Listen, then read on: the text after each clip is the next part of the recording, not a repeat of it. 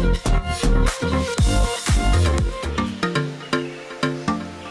morning, everybody. Joe Van Doren here, and welcome to our Virtues Pick for this morning. We have a great word. I love this word, and I just said it.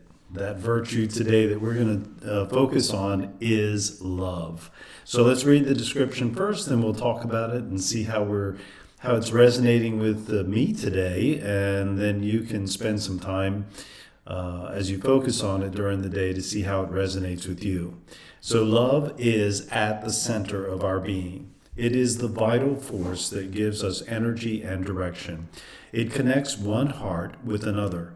Love is irresistible attraction and affection for a person, a place, an idea, or even for life itself. Love is cherishing others, treating them with tenderness. Love thrives on acceptance and appreciation. It has the power to heal. It calls us to continually hone ourselves while releasing the need to control or make someone in our image. Nurtured by commitment and seasoned by kindness, love is our greatest gift. So what a beautiful virtue, and one that we all appreciate, of course, not only in ourselves but in others, because it is, as Tony Robbins describes, one of the very basic human needs, the need to be loved and to have connection. And so as I look at this word today, here's a couple of things that are on my mind about it. Number one, love is not just about individuals and one person to another. It can be something that, an idea, it can be a mission, it can be a passion that we have, right? And I think the greatest love of all is for life itself, and to recognize the goodness of all the things that we have and to be appreciative of them. And so when we're able to do that, I can tell you our appreciation of life, our appreciation of people, our appreciation of opportunities that we have, appreciation for everything that happens to us, and recognizing those things as either lessons for us or something that we have created for ourselves, they're all things that help us to appreciate life and just enjoy life at our greatest level. And there is probably no greater love than the love that is, and it's a unique love, but it's certainly nothing can be much stronger than the love between a parent and a child. And there's we think when our child is born, almost every person, when their child is born and they hold them for the first time, they feel a connection that is unlike any other connection that you will ever feel. And then, of course, life gets in the way, right? There's all kinds of things happen. And there are times when we feel a little bit less love, but not really. Because in the end, even when we're frustrated at the very highest levels, we still love them and we want the best for them. And many times the frustrations, disappointments, the things that are most upsetting to us are not so much because of the actions, but so much of the love and the fear that we have that things aren't going to work out successfully for this person that we've brought into the world. And it's the greatest love ever. I just truly believe that.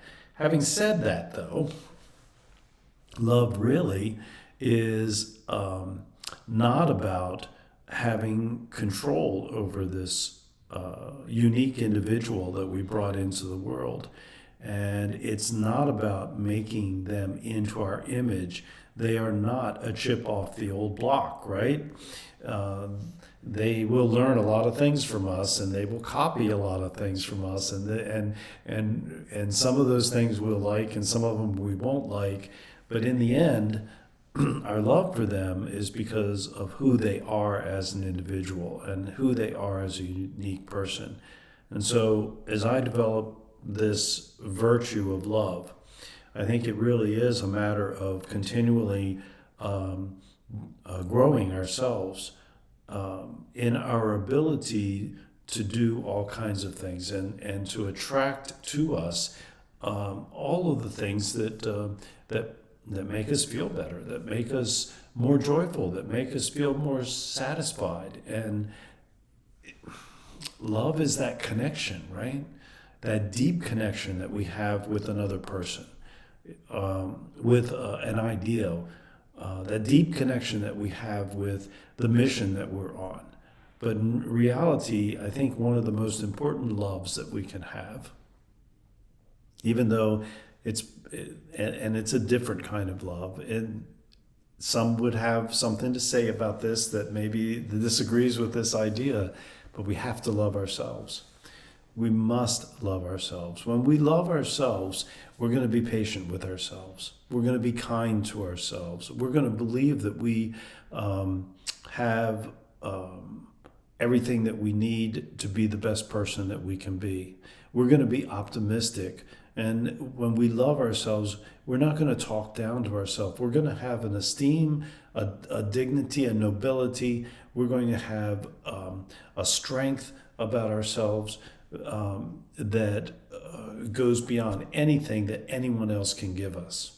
And it's only, and I have to really emphasize this point because it's something that I believe wholeheartedly, that until we're able to love ourselves, it's very, very hard, difficult, maybe impossible for us to truly love other people. Now, some might argue with that, but just let me make this point before we get too much argument. The love that we have for ourselves is not dependent on someone else loving us. It's not dependent on other circumstances.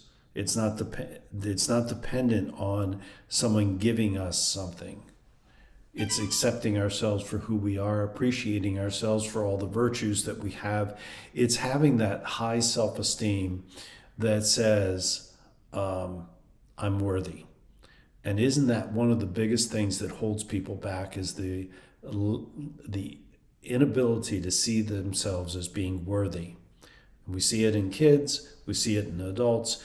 And, I don't know about you, but it's something that I've struggled with from time to time. And I just feel very, very strongly about that we need to have that sort of confidence. And so we're going to be looking at that idea of confidence and how it ties into love and how we can help ourselves grow in that area. But in the meantime, how do we help our children? Well, they come, this is one of those virtues that we know is in our kid. We know that, right? It's like, it's a given. Sometimes some of the other virtues, we're not so sure that they really have patience, right? And we're not really sure that they have truthfulness at times, right? But in our kids, they have all of the virtues, and love is one of those things that we can see very, very easily. So how do we draw it out of them? I believe that it is by accepting them. I believe it is by being patient with them. I believe it's all the same things, all of the same things that we must do for ourselves, to have love for ourselves, to have that self-esteem, for our kids to continue to develop love and being able to demonstrate that virtue more fully. They must feel that love. They have to know that they're being encouraged by their parents to be their best and appreciate it by those around them. And when we do that, then we give them more hope, we give them optimism. With love comes resilience. I think there's just all kinds of, it comes with our ability to endure things that we could never endure before, if we feel like we not only love ourselves, but also that there are those around us that love us. This virtue is one of the greatest of all things, right? And I just encourage everyone that as we go through the day today, to concentrate on it, to focus on it, to look for ways that you can appreciate not only those around you, but appreciate yourself. And by so doing, I just believe that the love for ourselves will continue to grow. It's not arrogant, it's not conceited, it's not selfish. We must love ourselves for us to have the ability and the willingness to give unconditional love to others. So, those are my thoughts today about this wonderful virtue of love, and I look forward to seeing everyone tomorrow. And until then, keep practicing all the virtues, but especially focus on love and the 4 C's of successful families, and that is clarity, communication, consistency, and community. Until next time, bye.